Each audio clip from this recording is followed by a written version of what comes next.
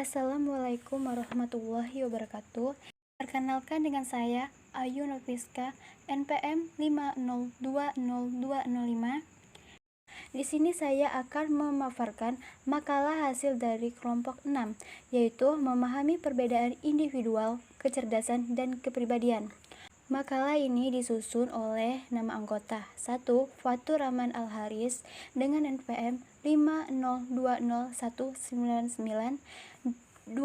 Ayu Noviska dengan NPM 5020205, 3. Renu Permatasari dengan NPM 5020215, dan keempat Anjas Adila HM dengan NPM 5020222.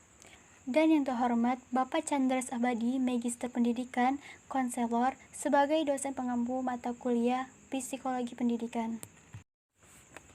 Pada materi hari ini, saya akan membahas poin-poin yang akan kita bahas, yaitu pengertian individual, pengertian perbedaan individu, dan faktor yang mempengaruhi perbedaan individual. Pengertian individu. Manusia atau individu adalah makhluk yang dapat dipandang dari berbagai sudut pandang atau dapat dilihat dari berbagai sisi. Sejak ratusan tahun sebelum Isya, manusia telah menjadi objek filsafat, baik objek formal yang mempersoalkan hakikat manusia maupun objek material yang mempersoalkan manusia sebagai manusia dengan berbagai kondisinya.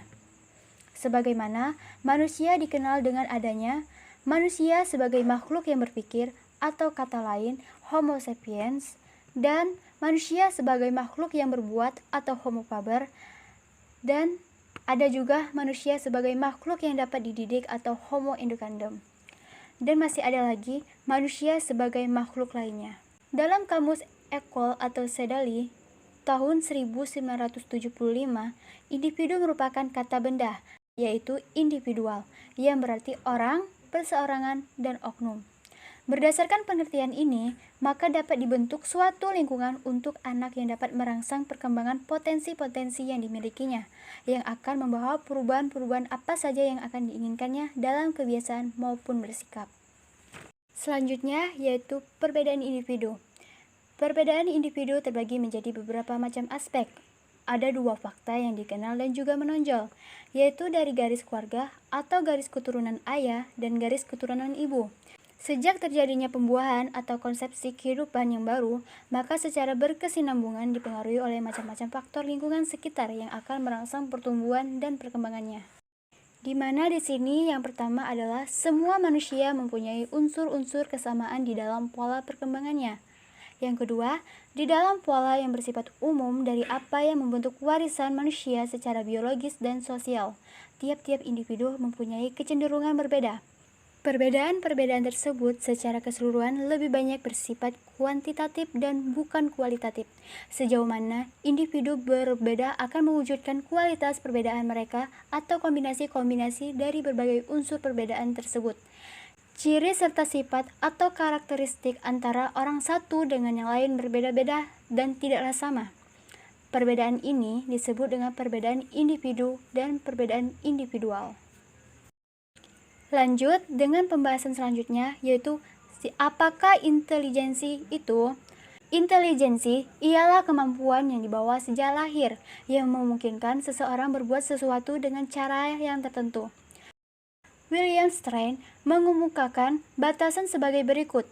Intelijensi ialah kesanggupan untuk menyesuaikan diri kepada kebutuhan baru dengan menggunakan alat-alat berpikir yang sesuai dengan tujuannya. Adapun di sini ciri-ciri perbuatan intelijensi. Suatu perbuatan dapat dianggap intelijensi bila memenuhi beberapa syarat, yaitu masalah yang dihadapi banyak sedikitnya merupakan masalah yang baru bagi yang bersangkutan. Kedua, perbuatan intelijensi bersifatnya serasi, tujuan, dan ekonomis. Ketiga, yang dihadapi harus mengandung suatu tingkat kesulitan bagi yang bersangkutan. Keempat, keterangan pemecahannya harus dapat diterima oleh masyarakat.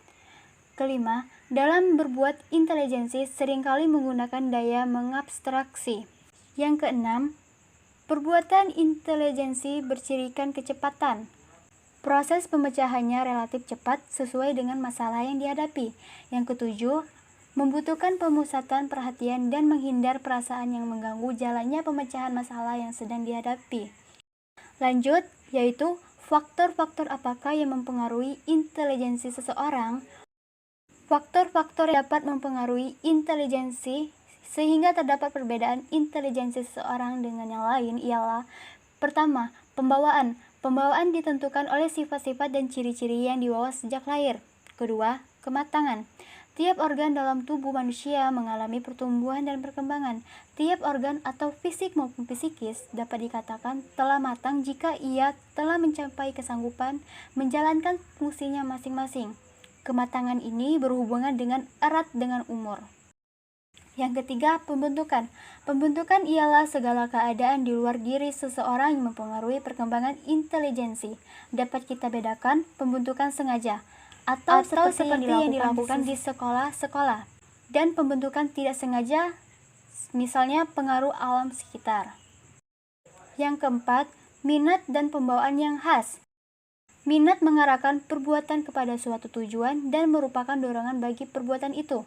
Dalam diri manusia terdapat dorongan-dorongan atau motif-motif yang mendorong manusia untuk berinteraksi dengan dunia luar. Dan yang terakhir, yaitu kebebasan. Kebebasan berarti bahwa manusia itu dapat memilih metode-metode yang tertentu dalam memecahkan masalah-masalah. Manusia mempunyai kebebasan memilih metode, juga bebas dalam memilih masalah sesuai dengan kebutuhannya. Dengan adanya kebebasan ini, berarti bahwa minat itu tidak selamanya menjadi syarat dalam perbuatan intelijensi. Lanjut, materi selanjutnya yaitu kepribadian atau personality. Ada A, yaitu arti kepribadian. Menurut asal katanya, kepribadian atau personality berasal dari bahasa Latin yaitu personer, yang berarti mengeluarkan suara. Istilah ini digunakan untuk menunjukkan suara dari percakapan seorang pemain sandiwara melalui topeng atau masker yang dipakainya. Dari sejarah pengertian kata tersebut, tidak heran kita jika pengertian tentang kualitas dari watak atau karakter yang dimainkan di dalam sandiwara itu, kini kata personality oleh para ahli psikologi dipakai untuk menunjukkan suatu yang nyata dan dapat dipercaya tentang individu atau persona, yang mula-mula berarti topeng, kemudian diartikan pemainnya itu sendiri atau orangnya yang memainkan peranan seperti di gambar. Personality terutama menunjukkan suatu organisasi atau susunan daripada sifat-sifat dan aspek-aspek tingkah laku lainnya yang saling berhubungan di dalam suatu individu. Bersifat psikofisik yang menyebabkan membeda sikapnya, kepercayaannya, nilai-nilai dan cita-citanya, pengetahuan dan keterampilannya, macam-macam cara gerak tubuhnya, dan sebagainya. Kepribadian itu relatif stabil. Pengertian stabil di sini bukan berarti bahwa kepribadian itu tetap dan tidak berubah. Di dalam kehidupan manusia, dari kecil sampai dewasa atau tua, kepribadian itu selalu berkembang dan mengalami perubahan-perubahan. Di sini ada juga aspek-aspek kepribadian. Telah dikatakan bahwa kepribadian itu mengandung pengertian yang kompleks. Ia terdiri dari bermacam-macam aspek, baik fisik maupun psikis. Dan terdapat pula faktor-faktor yang mempengaruhi kepribadian. Dalam uraian ini telah dikatakan bahwa kepribadian itu mengalami perkembangan dan mengalami perubahan-perubahan. Tetapi, di dalam perkembangan itu makin terbentuklah pola-polanya yang tetap dan khas, sehingga merupakan ciri-ciri yang unik bagi setiap individu. Faktor-faktor yang mempengaruhi perkembangan dan kepribadian itu terdapat menjadi beberapa jenis, yaitu faktor biologis. Faktor biologis yaitu faktor yang berhubungan dengan keadaan jasmani atau sering pula disebut dengan faktor fisiologis. Yang kedua, faktor sosial. Sejak lahir, anak telah mulai bergaul dengan orang-orang sekitar, pertama-tama dengan keluarganya, terutama ibu, ayah, kemudian dengan anggota keluarga lainnya, seperti kakak, adik, dan pembantu rumah tangga.